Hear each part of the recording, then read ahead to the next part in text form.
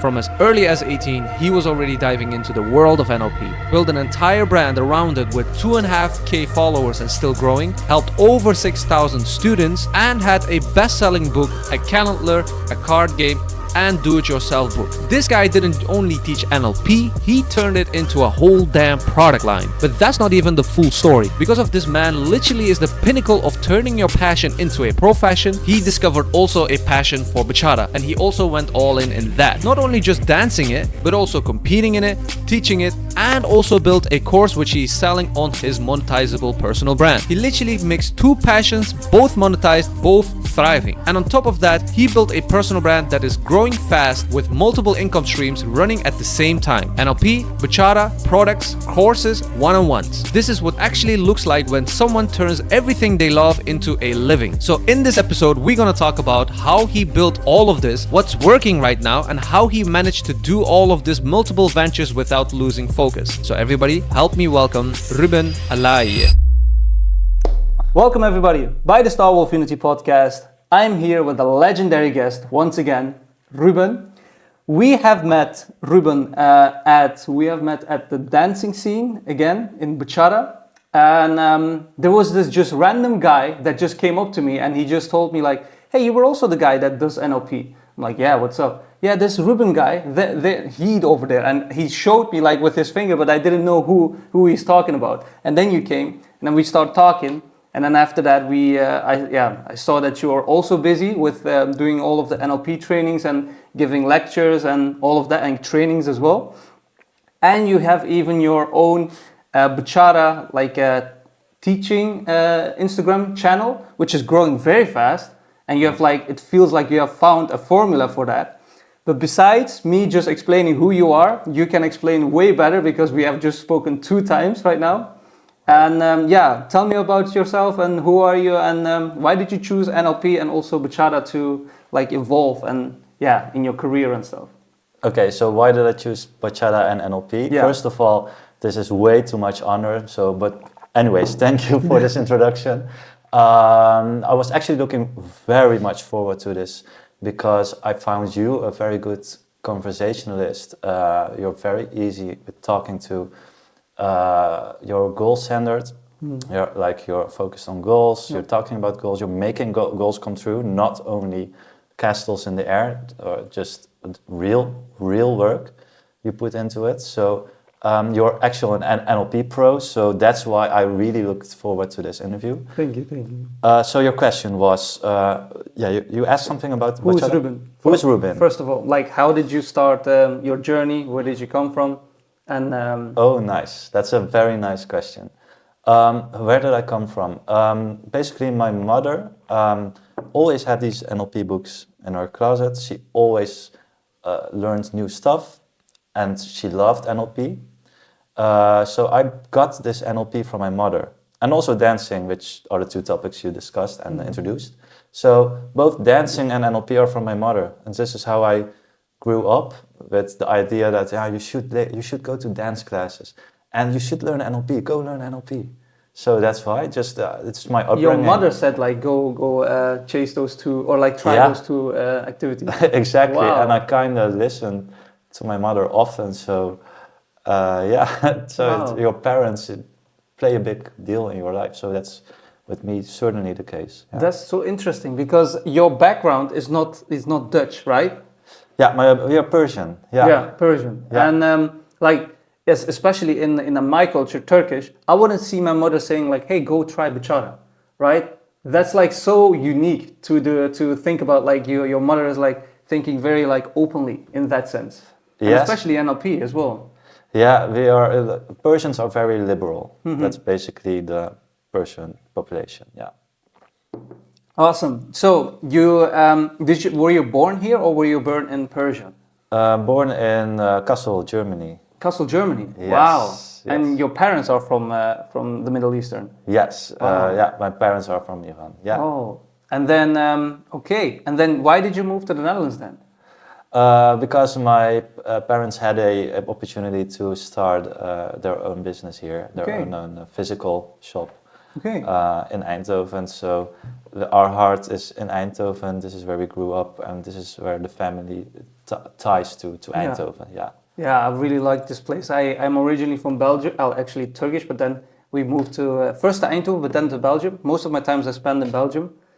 It was not to like write home about. And when I moved to Eindhoven, like just 3 months now, and it's my whole life changed, especially in the bachata scene. Like, you just meet like-minded people, just like you as well, right? It's so coincidental, but like the same way not. I'm always happy to meet people who actually love Eindhoven too. So it always gives me a warm feeling inside. Yeah, it's a city that like accepts especially foreigners, in my opinion. What I noticed as well, and especially in Belgium, with the place that I grew up, wasn't necessarily like the friendliest. And when I moved to Eindhoven, it's just whole game changed for me. Yeah, the thing about Eindhoven is first this acceptance. It's a very liberal city.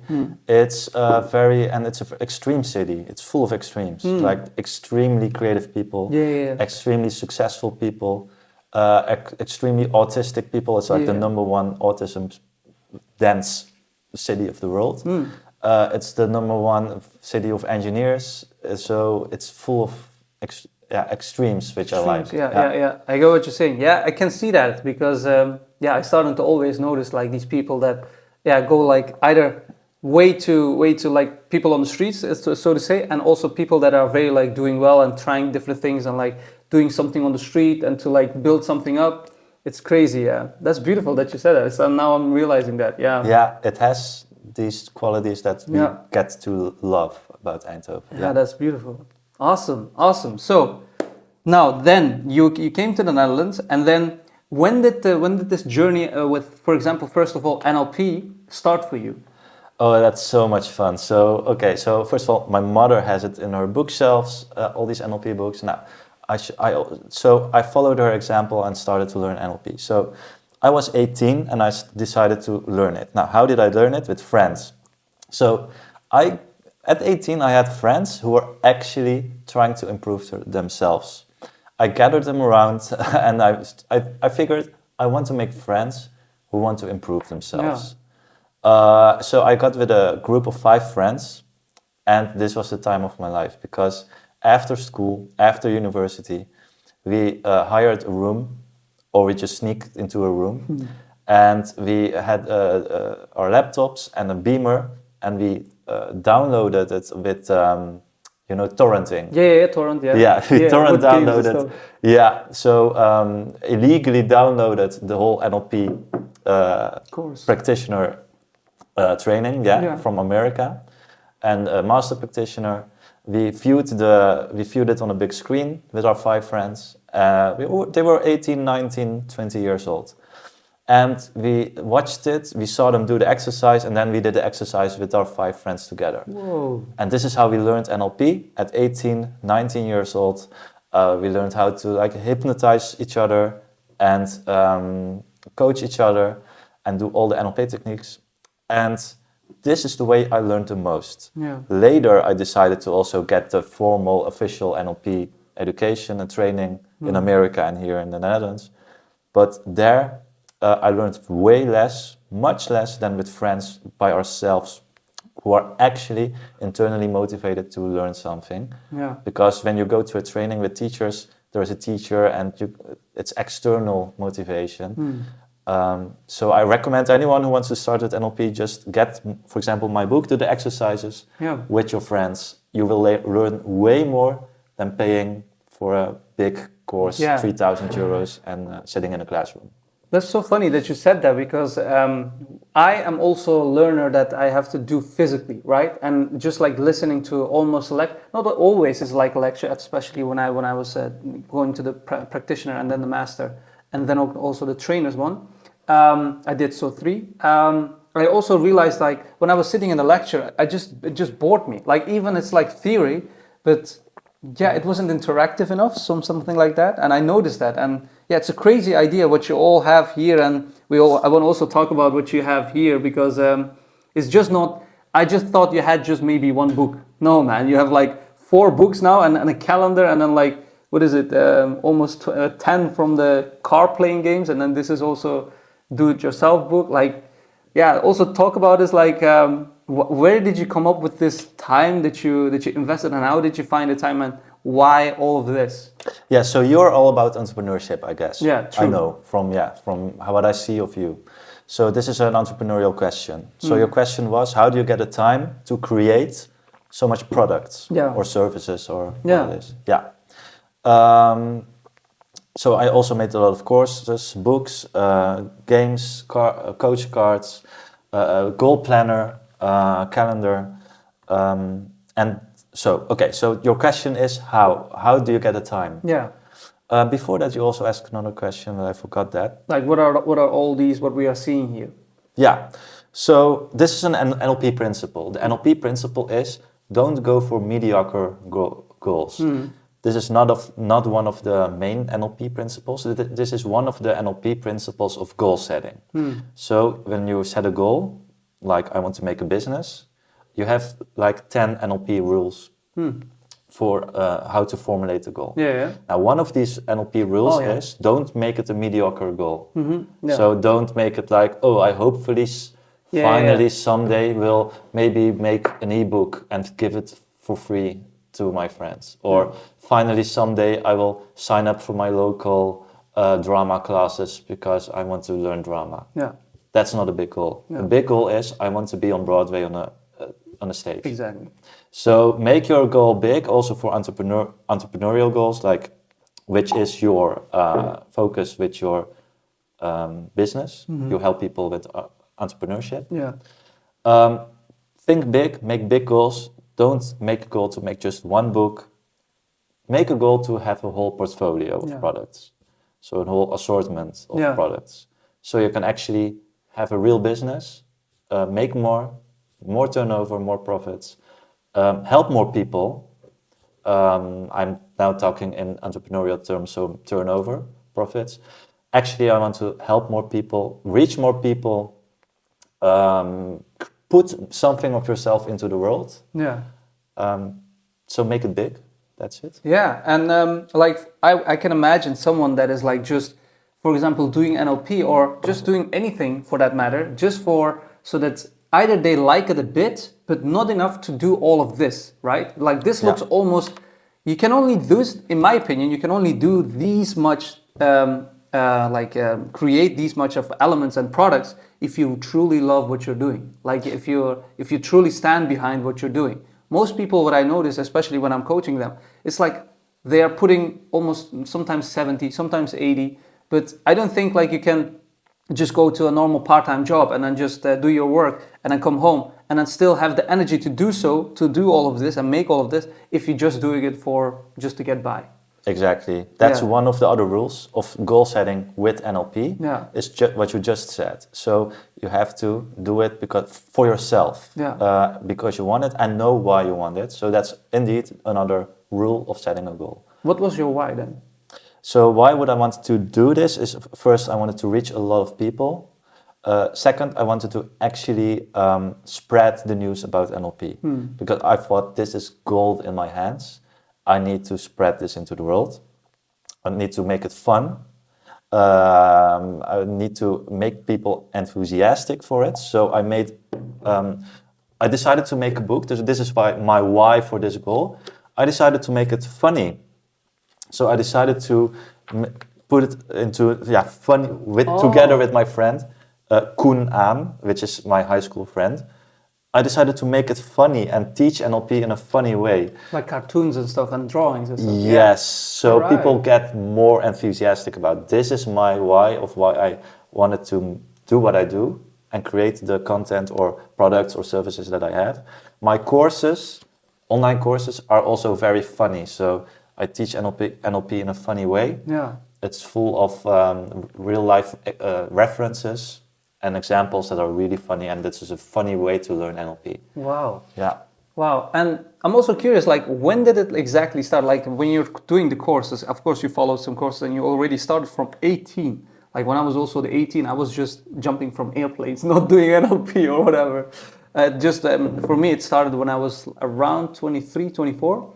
Yeah. But like, For me, the most powerful, like for example, intervention, for example, or what for me changed actually the whole game of, oh yeah, NLP is very helpful, was the light hypnosis techniques, for example, quantum light, timeline jumping. That was very effective. What was that one thing for you that like said, okay, this needs to be heard from everyone? Like this type of, for example, this particular technique in NLP, this needs like to be heard around the world. Yeah, so for you it was quantum timeline jumping, Yeah. which is amazing, by Milan Somers. Yeah, He's true. one of the people who brought it to the Netherlands. So quantum timeline jumping is amazing because it's a mix of science fiction with coaching and hypnosis. Yeah. And it's so powerful because with your fantasy, which NLP is using your fantasy, you can just fantasize about anything that gives you mental strength, like even timeline jumping and jumping into alternate realities into the universe. Earths that look like our Earth, where also there is a Rubin Alaie with maybe slightly different hair or whatever. But maybe with a skill, like we can do karate, which we can't do here. Or we are very confident over there, and which we don't have here maybe. So we can tap into that confidence of that version of Alperen and Rubin, which is the metaphor of the best version of yourself, comes from this multiverse metaphor of quantum timeline jumping and getting a version out there who knows how to do karate and is very confident or creative, and tap into that creativity and download it to this world. And if you use your fantasy, it feels just like real, which is an NLP principle. And it's pretending, and pretending is actually the same as the real thing with using your fantasy. So that is why that works, and I get you. That was your moment of wow, NLP is so powerful. For me, it was more the smaller things. I just showed you this model. For me, it was the most famous NLP model. It's the model of Dilts and Bateson, the logical levels, which is this pyramid. This is like one of the core NLP models. It's a newer model. It was not there yet in the 70s because Robert Dilts added it to NLP later on. And this model is just amazing because, for example, I'll use this model in the gym to motivate my friends and to motivate them to stay at the gym and do 10 more exercises and not go home. So stay in the gym. So if somebody wants to motivate somebody in the gym, your friend, if I want to motivate my friend in the gym to stay and do more exercises, then the lowest level is environment. So that's the weakest level. So we don't even bother with that. Now the second level is your behavior. So I can motivate him by saying, just do it. Go for it. Go. So do it. Action. It could work. That's a way to motivate someone. But it doesn't go deep enough. And that's where this model comes in, which is amazing. We can go deeper with the third level, which is capacities. So now I can tell him, I know you can do it. I know you can stay a little bit longer. You can stay a little bit longer. And the funny thing about this is the hypnosis part of NLP. If I say, you can stay a little bit longer, I actually told him, stay a little bit longer, as I'm commanding it. But I didn't really command him. I just said, you can stay a little bit longer. But actually, with adding this little comma, you can stay a little bit longer now. I added a hidden command. You have to stay longer, but I didn't tell it literally. So subconscious command. And this is the real power of NLP. We think we're busy with some model, but in the meantime, we're using hypnosis to let them stay a little bit longer. Now, so this is the third level, skills. You can stay a little bit longer. Now, the fourth level is even way more powerful. It's the level of your values. So now I can ask you, do you find it important to stay longer at the gym? Do you find it important to persevere in the gym? Do you find your health important? Yes. So that's this level. Now the other level, which is on the same level as values, is beliefs. So now beliefs are things that we know for sure. Like the sun is coming up tomorrow, we know for sure. So I can tell him, I know and you know that you can't stay longer. You know that it's important to stay longer at the gym and go for it. Now we go one level more up, identity. No. So I can just call him Arnold. No. Arnold, are you gonna go home? No. Like Arnold Schwarzenegger. And also the identity, that's the most, Tony Robbins uses it a lot. Like if you say, I cannot stop smoking, and if you just like separate, I cannot, that's an action, but then you say,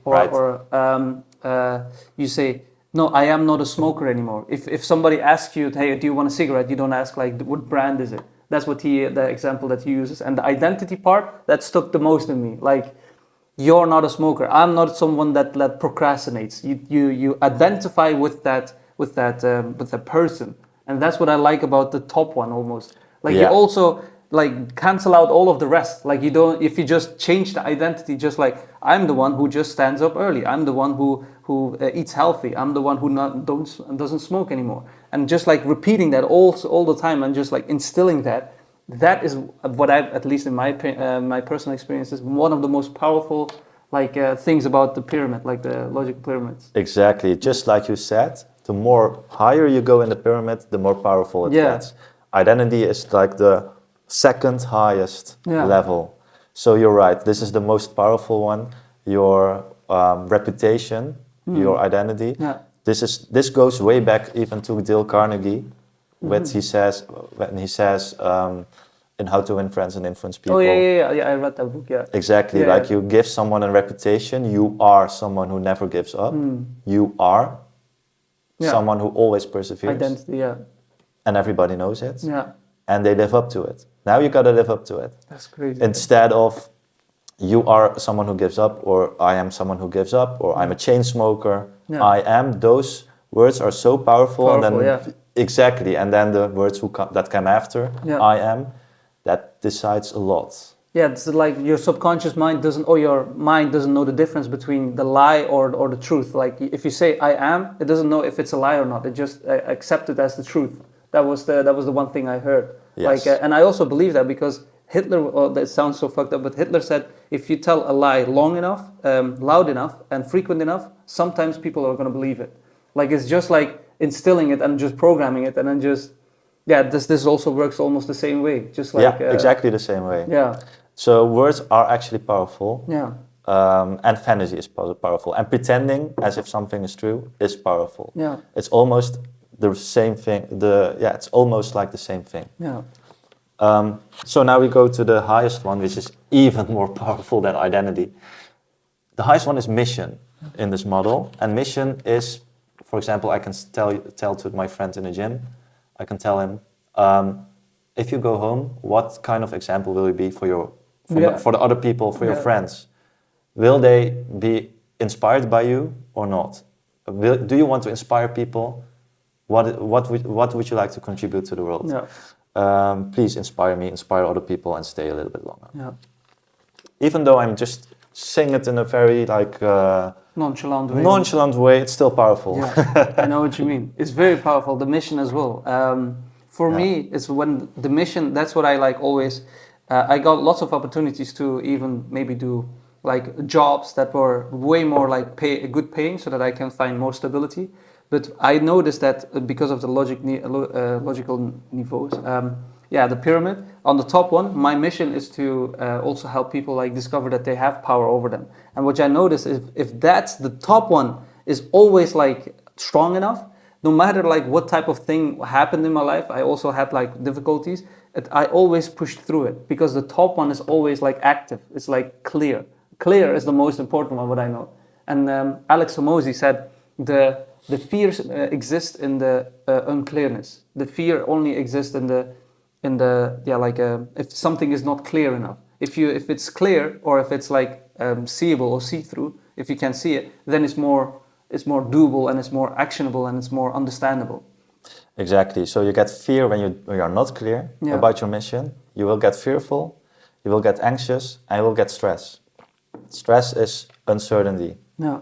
Even uncertainty about what you want to do in life. That's stress. Yeah, beautiful, beautiful. Yeah, I really like that one, what you just mentioned.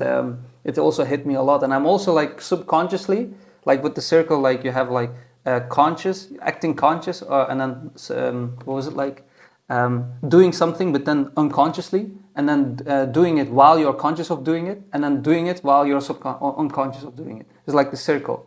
And then I always, when I'm like encountering something or saying to myself, oh, I'm just, for example, not good at content creation or whatever. And it just kicks into my mind. It's just like you're identifying with that action. So powerful, yeah. Yeah, exactly. The And, highest levels. Yeah. And yeah, okay. So tell me about like what are all of these like products that you have here? Like, why did you make them, and what are they? Yeah, what are these? So why did I make them, and what are these? So these are basically all the NLP tools. So the whole NLP curriculum of all the NLP trainings that are out there, and they are condensed into a book with 130 exercises and 100 cards with all the 100 NLP techniques, and also once more in 365 chunks into the calendar. So that's basically, if you want to learn everything about NLP, then I put it into this. I condensed it into this. And so all of these products are cool. So why, like for example, I can imagine if somebody is watching this, they would think like, what is this people that talking about NLP? Like, who is it actually for? Would you say, like, what is NLP? And if you can explain it, like, why would anybody would bother doing these type of courses, in your opinion? Because you also teach people and you also gave trainings. So what is the like most common thing that you can say, like, yeah, this is actually one of the powerful things that people can use NLP for? Okay, so we mentioned two things in this conversation already. We mentioned two NLP models. Mm-hmm. So one you mentioned first was the quantum timeline jump hypnosis, which is a coaching visualization technique. And one I mentioned was this pyramid of Robert Dilts and Peterson, which is a communication technique. Which brings me to the answer to your question. NLP is a bunch of visualization techniques and communication techniques. That's it. So if you want to, for example, we got the example of needing more creativity. Mm. So if I need more creativity, I use this technique that Alperen mentioned from Milan Somas, the quantum timeline jump hypnosis, in which you visualize that you're downloading your creativity from the better version of yourself somewhere in the universe, on an alternate reality, an alternate planet Earth, which does exist because the universe is so big. You connect with it, download it, and you get more creativity. So it's a coaching tool in that way, to use that particular technique for coaching and get more creativity, for example. Yeah. Now, there's other set of techniques are communication tools, like this pyramid of Robert Dilts and Peterson. I can use this to communicate like more motivational, more powerful, to, for example, motivate somebody to do something or go to the gym with me, for example. So yeah, it's a bunch of visualization / coaching techniques and communication techniques. And for what type of like group would you say it's like the most effective? Let's say there's young ambitious people and that they want to create something meaningful, or like just want to create financial freedom and also perhaps like give some value to the world. There's like this young person that wants to do it, but there's like something blocking them. What can NLP offer these people, would you say? Maybe you can repeat the question to me, because it's not clear what you meant with this question, because I thought you also wanted to take an angle into entrepreneurship or also, not. Yeah. So, like, for example, entrepreneurs and also people that are ambitious but want to create something, but sometimes like their beliefs and all of these things that are holding them back. What can NLP like offer these like groups, would you say? Okay, great question. So your question is basically, you're an entrepreneur, or you want to be an entrepreneur. Yeah. You want to make big things happen, big goals, maybe financial goals, maybe business goals, create something big, do something big. Maybe become one of the best dance artists of the world, for example. Maybe build courses, whatever. Okay, so what NLP does with this, in order to boost this goal, is you make your goal, you write it down, and you make a big goal. next, what you do is you have these rules of NLP, and you will use these rules of NLP to write your goal down. For example, it has to be in your own reach. So make sure your goal is in your own reach. Next one is it has to be a big, exciting goal. Next one is you have to, it has to not conflict with other parts in your life. Yeah. You make sure you check all these boxes, you write your goal down, and then you make it happen, and then you go big. And the biggest one now is, it's not only that, there are 10 more things to pay attention to, and the biggest one is there is a visualization technique that really fuels your goal and makes it already true. It's the NLP visualization technique. Yeah, that's what I like about that. That's like Yeah. one of the powerful techniques that I like. Yes. Yeah. And it's, for me, it kickstarted everything and Yeah. made everything true. Same. So this visualization techniques, in short, what you do is you pretend right now. Again, the word pretend is very important in NLP. We use our fantasy. We pretend that our big goal is already true right now. So I feel it. For example, I want a big car. I feel my hands on the steering wheel. Yeah. I can smell how the car smells from the inside. And or maybe I want a big house. I can just feel how I open the door of the house. I have the keys in my hand. I'm standing in the kitchen. I'm cooking for my wife. The children coming home. I want to build a family maybe, so I see how my children come through the door with my wife. I've prepared a meal for them. They're smelling all the nice scents of the meal. Yeah. And it's very real for me. It's right now, it's happening. I can see them coming through the door. Yeah. And I feel how happy I am, and I'm breathing. Like this is also your technique, which you use in your coaching. I'm breathing like how I'm breathing when I'm in my home with my family. My biggest life goal. And this is very, very true. And now I pretend I'm flying, and I'm looking at this living room where I'm at. Yeah. I'm looking at this car, if it is my dream car. I'm looking at the picture I just made. Now, I grab it from down from the timeline. I grab it and fly up into the air. And I breathe some energy into it and some more life force. And this, I won't do it now because it's maybe private to breathe, but I take some time to breathe power into it. Then I will fly to it with it on the timeline to that date in the future, for example, like 31st of December, 2020 something. 2020-30, I'm just saying it could be my goal. The 31st of December 2030, I fly with it above the timeline, and I insert it into the timeline on that date, like it's fixed. It will happen definitely on that date in the future. And I click it, it's locked. It's locked in. And now what I see with my fantasy, as I'm looking down, I see on the timeline from the date which we are now, Alperen and Rubin in this room, until that date that this goal is definitely happening, because it's already happened, I just felt it.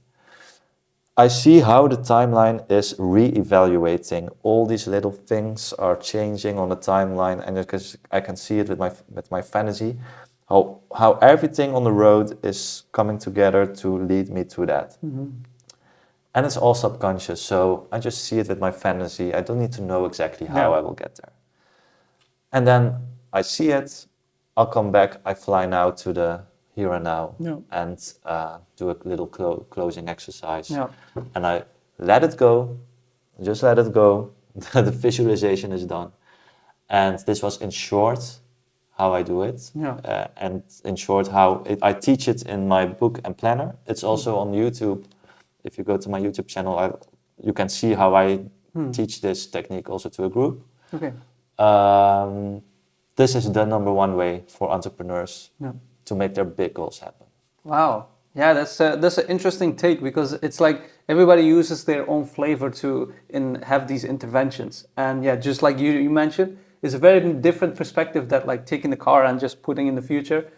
I use a little different ones, but it's very nice to see that you're also using your own kind of flavor in the sauce. And Well, I have to give credit. So this is not my flavor. This is made by Ted James, which is one of the big NLP developers, and he calls this technique "create your future." So I wish I could call it my own, but it's not. So well, I have to awesome. give credits. I always give credits to everybody in the books and everywhere, like now. Awesome. No, it's an interesting one. And also what I'm curious about, besides NLP, like you're also building, you're very passionate about bachata, of course. And you have your own Instagram page that is now almost over, was it 5K? And now it's growing. Yeah. And how are you managing that? And are you posting it by yourself, or do you have a team behind it? And what is it? How did you start it in the first place as well? Okay, so now we're getting into the entrepreneur topics, Yeah. right? Okay, so the business topics. So you asked a couple of questions. So True. how did I start it? Do I do this alone or do I have a team? So one of the principles of NLP is to do something in your own reach. And one of the principles of entrepreneurship is keep it lean. No. So money, a business is money coming in, not coming out. So if I need a team, it's money going out. So make your first thousands of euros all by yourself, please, which I am doing right now with my dancing channel. Keep it lean. So I do everything myself, which is easy if it's your passion. And I sell, every other day I sell a course. So it's also monetized, it's not for nothing. In my link in bio, I put a link to a course, which I sell, and people buy my course, a dancing course. Okay. So every 2 days I sell a course. And for entrepreneurship, how do you grow this? Is okay, if you feel like I'm selling a course every 2 days, I'm making this amount of money every 2 days. Now you can increase the input, make twice as many videos, for example, or make the quality better of the videos. Yeah. Now the output also goes up. Then you will sell twice as many videos and make twice the video courses twice as much money. The bachata one, because I saw you and you have a formula that works very well, right? It goes not viral, but maybe I just had a couple of looks and I followed you for a while. You have a formula. I will also put it on screen. You have a formula that works, right? And that you find the unique way of like.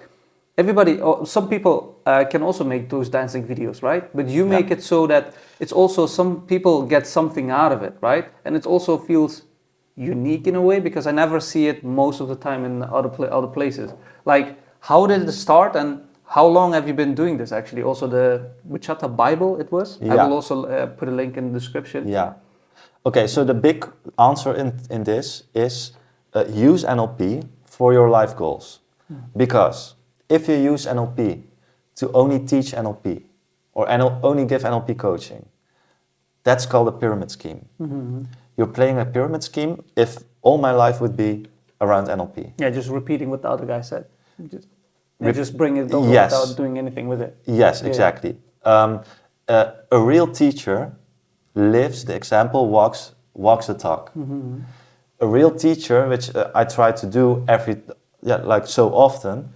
If I teach people how to be successful and achieve goals, it's very bad. It will be very against my values if all the money I made was from NLP courses. Yeah.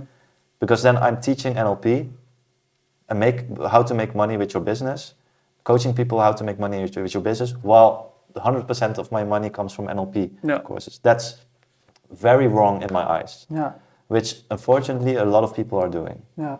So this is why I want to be an example for people, how to use NLP and NLP goal setting and goal achieving, how to use it for other goals, like starting a dance school, which I starting an online dance school. You have a dance school? Yeah, this is the online dance school. I sell online dance school. Oh, yeah. Yeah, I sell a course every 2 days. Yeah, so this is this way I can be an example. This is why I started these things. This is why I made a friends game, like a dating game, a relationship game. It has nothing to do with NLP, some of these games, because I want to use NLP in real life. Yeah. in order to be an example for my students. So I can tell them, look, if you're going to use these goal setting techniques, if you're going to read my book about setting goals, which is a synonym for manifestation, if you're going to put your goal into your planner with my method, I'm going to show them I did this in order to build a relationship game or a dancing school. I even have a drugstore. I sell toothpaste, shampoo. I have a music instrument store. Right now, or yeah, you at had? the moment, yeah. I'm selling every day. I'm selling music instruments. I'm selling shampoo, toothpaste. I'm selling insurances. I'm selling dating subscriptions. So I have many different businesses besides my NLP business in order to be a real example for people. And Bachara as well. Yeah. So you have Bachara, NLP, and then but like, what was it? Like a lot. Guitar? Yeah, I'm selling guitars every day. How do you manage all of these? Like, is it a drop, like almost like a kind of a drop shipping website, or is it something? So the toothpaste and the drugstore that I have, that is an affiliate marketing shop. So I got like seven, I think, different affiliate marketing shops that every day I'm selling products with it on autopilot. Yeah. And how do you like manage all of these things? Like you're also uploading your own videos. Yeah. Then those videos take some time, because if I can look at it, you have to like write the things, put the arrows, because you show people how they kind of like improve, or what you do with the like type of dancing styles. I saw it myself, and did it also started like that? And also this is the most important question: how long have you started that like channel, like that page, Instagram page? I started from November last year, so it's now 6 months. Yeah. Like that is very impressive. That you just like in 6 months almost now 7K and for followers, and then also it's very like lively your page. How did you like? When did the idea come up? Like, yeah, let me just. You have also like enough content to showcase as well, and it's you need other people for that. You need people to like dance with. It's not that easy to make that. True. Yeah, you have to put some effort into it. Yeah. So what was the question? Like, how do you like? How did it start first of all, and then how is it going? Like, how did when you started out, was it always this easy, or did you like trial and error, or? It was always this easy. It was always this easy. Yes. The reason, I tell you why. Because it will be very easy. This is not an NLP principle. It's a business principle, an entrepreneur principle. It is very easy to make something successful if people are already paying for it to other people. For example, if I start a bakery tomorrow, I know I will sell the same day. Yeah, there's a market for it. Yeah. Everybody eats bread. Yeah. They're already paying every week for the family 10 euros per week for bread. For 2 breads per week, for three breads per week, 10 euros. I know that if I start to sell bread, I will sell it. I know if I'm going to sell NLP courses, I will have customers, because in the Netherlands, not all, but many government institutions hire NLP trainers, which they hire me. The national government hires me, local governments hire me to give NLP trainings to them. There is already a demand. I know if I'm gonna start with like disc training, I know I will sell a lot of disc trainings, because organizations are right now buying disc trainings. You mean courses, right? Yeah, courses. Disc. They want their team to be disc assessed, and they want a paper about their organization, like how to talk with everybody based on a disc model. So I know if I'm going to start a bakery, NLP store, or disc store, it will be successful. Or if I want to start a dance school, I will have students, because at the moment in Eindhoven there are maybe 3, 4, 5,000 people who are taking weekly dance classes. Whoa. In whatever dance it is. Hmm. So I know that if I can get on the shelf in the supermarket where the cornflakes is, with my new cornflakes brand, I know I will sell. Yeah. Because people just buy cornflakes. Yeah, you understand the psychology behind that a little bit. It's not even psychology, it's basic, it's common sense. Common sense. You should not make a course which is about dancing and singing with goats. Mm-hmm. Because at the moment there is maybe one person in the whole Netherlands or in the whole world who actually bought ever a course about dancing and singing with goats. Yeah. So it's common sense, and this is called market research. Mm-hmm. Don't invent stuff. No. Don't do something new. Just see what people are already paying for. Mm-hmm. Make that for them, please. All right. And then you will be successful automatically. Don't be creative. Don't have grand ideas. Just do something that people already pay for. All right. Yeah. Oh man, I forgot the question. Yeah, so the question was, how did it get so successful? Yeah, also now I have another question, and I want to ask this before I forget it. You do many different things. I hear this. You know this parable about this rabbit that's just like picking up all of these new, like trying to get the, what is it, like the carrots, and it ends up with none. Yes. How do you see that? Like. So actually, I'm doing a bad thing. According to many business theories or mindset theories, I'm not focusing. Yeah. So I'm actually doing a very bad thing by not having one thing. Because there is even this famous book by Grant Cardone, I guess, The One Thing. Yeah, I think so. Yeah. I just need to hear the phrase. Yeah. So The One Thing is a very good book which says, in life, just pick one thing. Yeah. Because that's called focus, and you will become the biggest in it, and you will become a millionaire with it. How do you look at it? Yeah. So I'm not doing that. The reason why is twofold. One is because of Corona.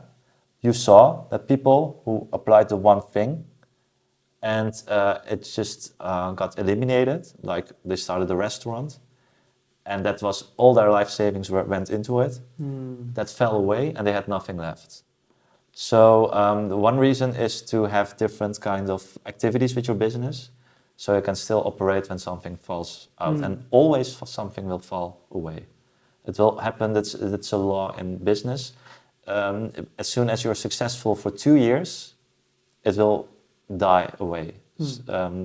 So, for example, Spotify will be successful since they will get their first profits, because they have not been profitable for maybe more than a decade.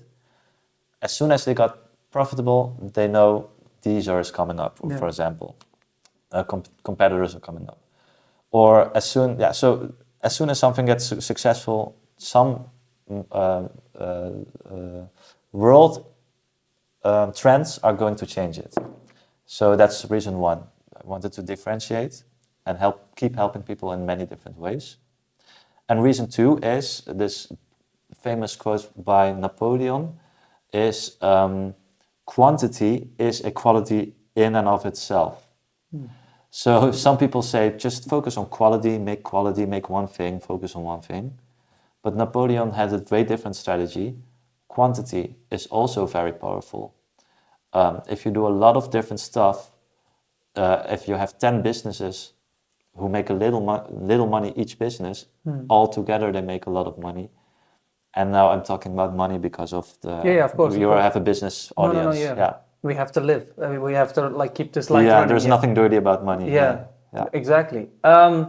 Awesome. And I was also curious, so okay, you are doing many different things, and I'm also curious, like, if you see yourself after 10 years and everything was possible, and Rubin from 10 years from now, he can do everything that he wanted, what would that version of you then do exactly? Like, would it be only like picking one thing? Because everything is possible.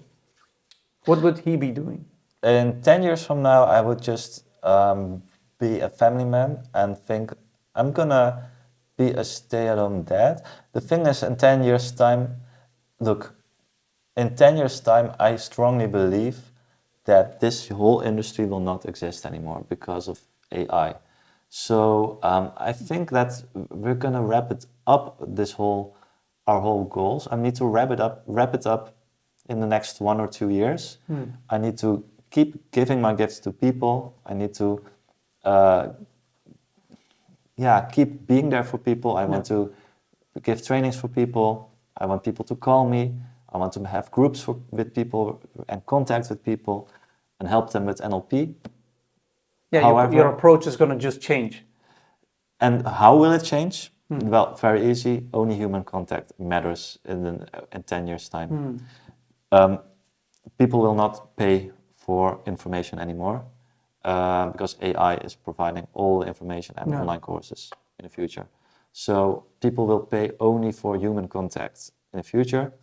So exactly. will be where I will be at 10 years. I will just be there for the people.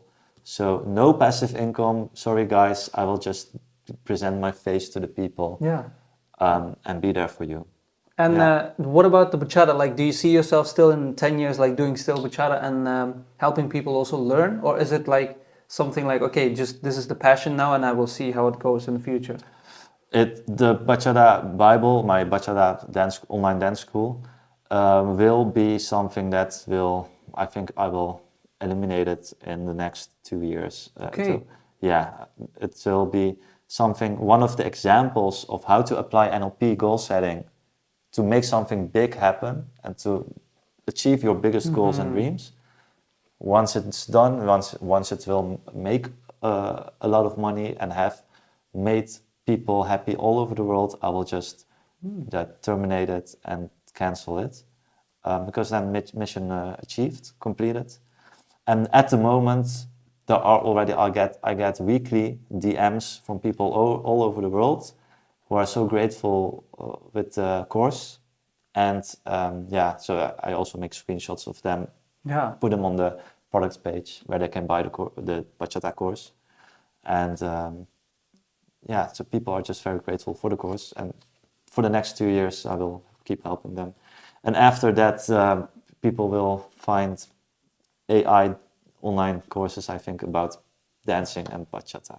Yeah, that's very interesting. Like you made it. Like for me, for example, it takes like effort to get in the position that you were in with your personal brand, and you did it like in 6 months. For me, it took a way more longer like trajectory to even get to that position. Okay. And I find it so interesting that like you're actually trying to make a case study almost. You're just like building something up. You can even like not even like terminate it. You can just like maybe have it in the background running with somebody else just running it or just like posting it and you just get a small cut or whatever.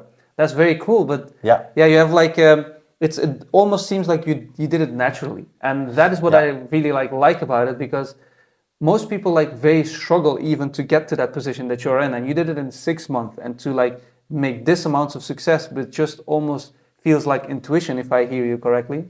Yeah, it is. Yeah, it is. So you also, as an entrepreneur, you have some intuition. This is entrepreneur intuition. Yeah, it's crazy. Like awesome. And okay, so in 10 years, so what would be exactly the outcome then? Well, like if AI is like all taking over, then what would you say like is very important people, especially like young entrepreneurs, focus their energy on, no matter what they want to create for ambitious entrepreneurs, upcoming entrepreneurs? What would you say if you're 18, 20, what should they focus on in order to keep up with the AI and keep up with the new world? It's very easy, but it's called amateur by design. So what will be worth a lot of money, which is we see now with some good examples like Sam Ovens and Misha Musa. He's famous from LinkedIn. He has a consulting business, and he's applying amateur by design to make millions of profits every year. His name is Michel Musa, something like that. Yeah. Oh, is that the physicist? No. No, he's a business consultant. Oh, business consultant. Yeah. Okay, so amateur by design. This is how you will make money in the future with content or online courses or consulting.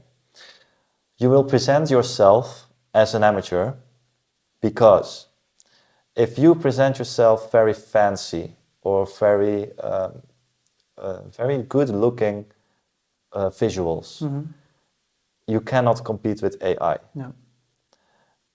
You will need to present yourself as the boy next door, the girl next door, who will get a Google Docs, because Michel Moussa, his whole business is around in Google Docs.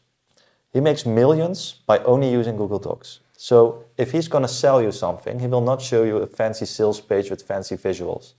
He will show you a Google Doc in which he just types, this is the program, this is what you will get, this is what the price is. You put strike through to the price because you get a better price. That is a sales call. Yeah. This is a sales call, yeah. The sales call is literally with WhatsApp or a free service, not even a paid service. That's crazy. Use Google Docs. It doesn't cost him anything. Only money coming in, no money going out. And it's super real because it's a real human. Yeah. So this is the way to go forward. Also with me, that's why I don't make very fancy visuals on my Instagram page. I have a very boring logo. I make spelling mistakes. So keep making spelling mistakes. Go the counter the AI. Yeah. So do the exact opposite. Whoa, you just said a lot there. So Yeah. the young, ambitious people should focus on being then authentic mostly, and then also trying something that they feel drawn to. Would you say, like, and then trying to make content for it? Because yeah, would you also say like content creation and also showcasing yourself and showcasing your true identity is a new kind of gold rush? Yes. So okay. So how is an example of this? So an example could be for making video on like a reel. You want it to go viral. You got an idea. Okay, I got a nice idea for a new reel. What you do, maybe before AI, you would think about it, how to make it perfect. You would think about the great text, the perfect text, and the perfect visuals, and how to make the reel super perfect and have a perfect story to tell the points you want to convey. Now we don't do that anymore. As soon as you got the idea, the content idea that you want to share, the lesson you want to share, or whatever, just grab your phone, make it without it being perfect, and post it. So now it's raw. And actually, this is what happens to me. All the videos I decide to make in 5 minutes, I just got this idea right now, and 5 minutes later, I posted it. Those were the videos who went viral.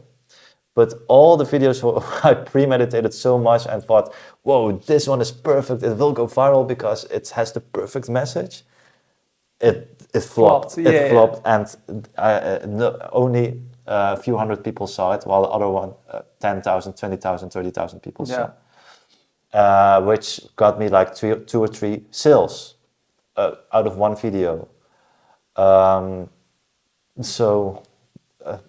It's actually good news. We can do less effort. Yeah. Make it less perfect, more human, more imperfect. That's the good part. That's the good news about AI. Yeah. That's so. And did you ever had like a fear of posting? You know what I mean? Like just like what will people judge me for? What will people think of me? Did you have that? And if so, how did you overcome it? Well, it's very easy. The answer is no, because of one thing, one belief, and the belief is we need to also amateur by design. The belief is start before you're ready. So I am posting, making courses, even making courses and making videos on Instagram, showing myself to the world. I am posting with this belief it's going to be amateur by design. I am not ready yet. It's not perfect, and that's exactly the point. Start before you're ready should be applied to all your content, because then it's at least out there, and it's also the lean startup method. It's out there, people can give feedback. And I'm very surprised actually by how little bad feedback I got. I only got ever like 5 out of 300 videos I posted, or 400, I don't know. I only got 5 bad comments. Wow. So I expected to be way more.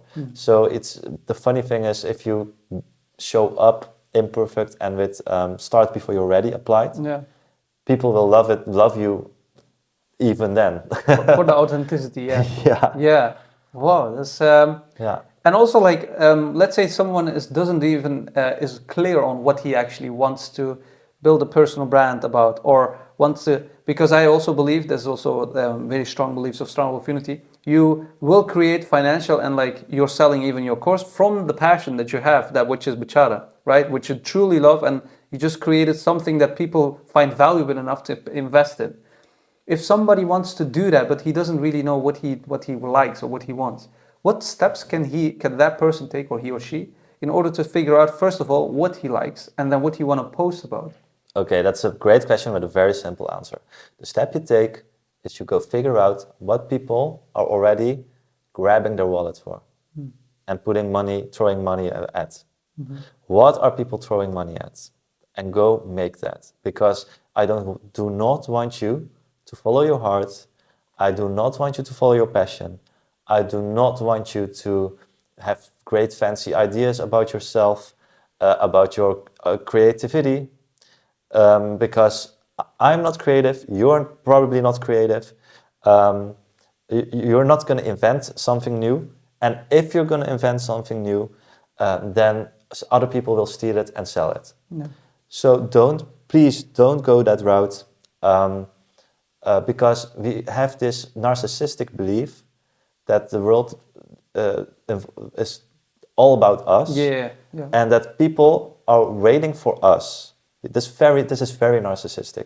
We believe, many people, also me, I think, I used to believe, that people are standing in queue, and there are all these the fences that are trying to push people away from me, because there's this huge crowd who wants to buy stuff from me or hear my story or hear. I got news for you. Nobody wants to hear your story. Nobody wants to buy your stuff that you made. Nobody wants to have your unique angle or whatever. It's not simply they don't. The only thing they care and I should care about is how can I serve them? What do they want? Because see how different that is. Yeah. Now I'm actually caring about them. Please don't care about yourself and your heart. This is a big scam. We need to care about other people as entrepreneurs. We need to serve them. We need to be standing in queue for them to serve them. It's not about us. Okay. So it's not about our great idea to start a singing course for goats and dancing for goats, because I am passionate about dancing or singing for goats. Nobody cares. Okay, so but like if you for me to understand, you started with NLP and with bachata, and you find it very passionate, if I could say, right? Because you were passionate about to be my passion. It happens to be my passion. Yeah. And then you figured out like how you can make money from it by like showcasing other people, or is that something different way that you see? Oh, it's just very easy. It's just one step. People already give money to learn bachata. People already give money to learn NLP. Yeah. And dancing. So that's the only step, the only checkbox. Oh, yeah. But like, I mean, like your passion, it started from something that you love, and then you see like, okay, maybe I can turn this and teach people how to do it, and then it becomes. It's the other way around. So the other way around is people are already paying for bachata and NLP. So I just checked, is this also my passion? Yes, the answer is yes. So great, I can go start a business with it. And So if the answer was no? then you don't start a business. Yeah, with it. so it is an important element for you also, you would say, right? Yes. Yeah. But you put the other person first. You put the customers first, not yourself. Yeah, it is like working backward, or like not backwards, but like Exactly. Yeah, You do work backwards. Yeah, it's like you don't start from your own heart and passion. You start from them. Please care about other people. Don't care about yourself. And please. then, what does the world need? Do I like it, or what do I like? And the Ikigai model. Yes, Ikigai is great. Yeah. and let's do an order. There needs to be an order in the ikigai. Start with what the world needs. Don't start with what you like. Okay. That's I think the best order, and which universities teach you. I went to marketing university, Okay. and they taught me, please, we are here to serve the world as entrepreneurs. Yeah. This whole new age stuff about follow your passion, follow your dreams is a big scam. It's because you're scamming yourself and you're scamming other people, and mostly you're scamming yourself. If you put yourself first, you're scamming yourself into narcissism. You're scamming yourself into making a product or service that people don't need or don't want to buy. You're scamming yourself in all the kinds of different ways. So the world is built actually until the 90s, until New Age came up. The world is built on serving other people. And that is how we care for each other and have a society. Not by having your own passions and feelings first, and especially not as an entrepreneur. Yeah, that's interesting take that you mentioned, because for me it started from, okay, what do I truly care about? It worked the other way around, and it still did his magic. But yeah. I get what you mean, like with why when people are starting out, try to figure out if that is the most effective way to even get started, right? Because my way, that's probably why it took so long. And like when you do it with first a narcissistical way, and it took me a long while to even figure out what the world needs and what are the people willing to buy for, because I did the other path, right? And it took me a while to say, okay, I like this, but the world doesn't really need that, and it doesn't really pay well. So I need to change a little bit the angle. Oh, now it pays, but it's still people, or the world needs it, but people are not willing to pay for it because of this and this. So then I change it, and now I understand, what you mean. And if you work backwards, it works more efficiently. This is the official way to learn how to do business and marketing. You start with market research. You don't start with the entrepreneur research, like own self-introspection. You start with market research. That's always the starting point in any business plan and in marketing study. So, and just to come back to this, the reason I just love talking to you and I love to accept this invitation from you is you're the opposite of narcissism. You are actually in conversations, you're outward focused. So this is first of all why I love talking to you, and this is why I believe your business is also succeeding. Okay. No, thank you. I appreciate that you say that, but because it also means a lot from a guy coming from you, and also the perspectives that you just gave me. It's also very, like I didn't look at it exactly like way. You have it in the backside of your head, but in my now that I think about it, maybe I did work from the market research, but in my case, or in my head, I worked from first what do I truly desire, and then see if that fits, and just keep adjusting until I find the right line, would I say, from all of that. But it's interesting that you look at that way. All right, so what is like all of the experiences that you had from your journey, from now that you're building your own life and also creating the empire almost that you want to create?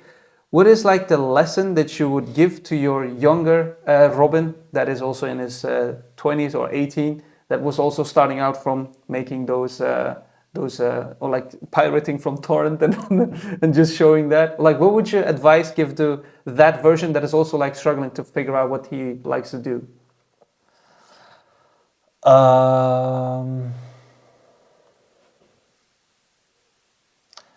Well, actually, he did it right. He didn't waste any time. He actually got lucky. His business hit it off like 10 years ago. So, he didn't make that much mistakes. That's awesome. But the older me did make some mistakes by not letting go fast enough. Because you got some big, good entrepreneurs like Sam Ovens who just ditch their whole business. They have a very successful business and they just throw it into the trash bin. Yeah, they sell it, you mean? Or what do you mean? Sell it, for example. They don't care about the impact, they care about the money. That's the thing, right? Yes. Yeah. So don't be afraid to ditch your plans. Don't be afraid to kill your darlings and just start over because a good entrepreneur can start over in 48 hours. from scratch. All right.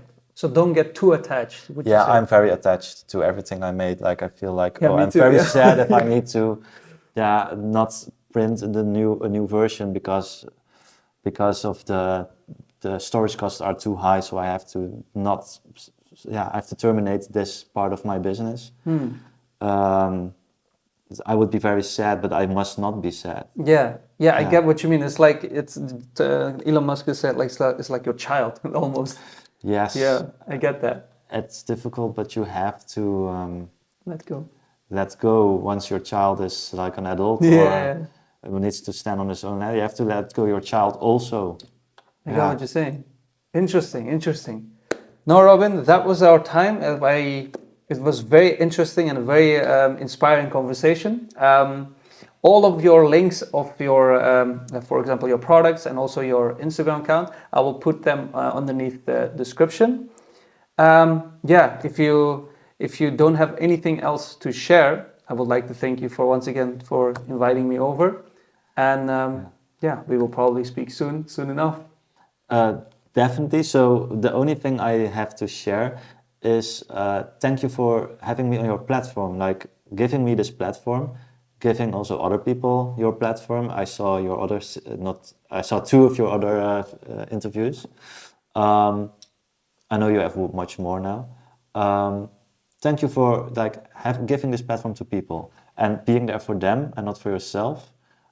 This selfless act, this is what I do appreciate. So that's what I wanted to thank you for. Thank you, man. Thank you. That's All it. right. See you next time. Boom.